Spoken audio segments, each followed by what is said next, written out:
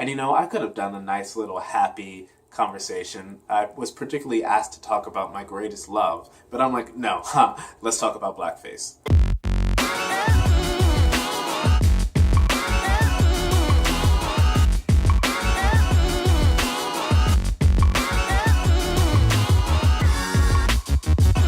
You know why I can't wait till the US presidential election is over? So that I can stop getting messages online about the election. Literally, every site I go on tells me, oh, it's election time, make sure to vote tomorrow. Like this morning, I even got a message on my phone saying to vote on election day. And I'm like, what is this? Why are you following me, internet? Hi, my name is Devin Jackson Randall, or DJR, and welcome to Fudanshi. Today is Monday, and that means it's time for a random talk.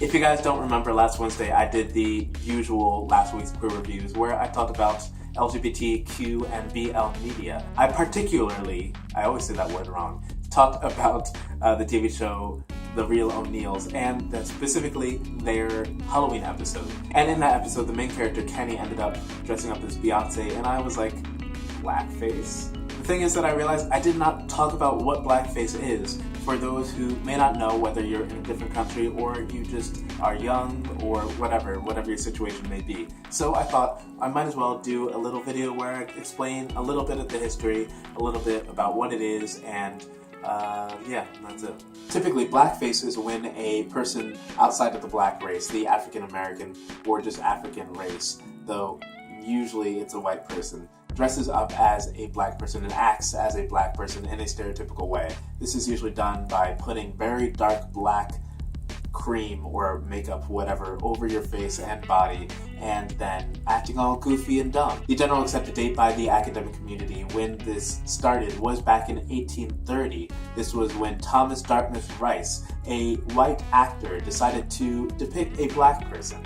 He decided to put on shabby clothes, put on this dark black makeup, and then he started acting like the typical or the stereotypical Jim Crow character. And this is basically what happened then. This evolved and I guess exploded across the nation, and then many actors, traveling or otherwise, started putting on these stage productions of these black characters. These characters could have been anything from a Jim Crow character to the Zip Coon character to the Mr. Tombo and so much more. And mind you, this is not just something that happened in America. This eventually did spread out into other countries and continents such as Europe, and that's because, once again, there were many traveling actors and traveling shows that went around the world and shared these characters. Which, by the way, these shows are called minstrel shows or minstrelsy. And that's basically it. Blackface and minstrelsy was basically this representation of black people by white people in a humorous, joking manner that was very much racist in its depiction of black people. In addition, our culture today is still being affected by this history. For instance, there are some people who believe that black people have to talk a certain way, and minstrel shows actually helped that. In these minstrel shows, actors had to speak a certain way,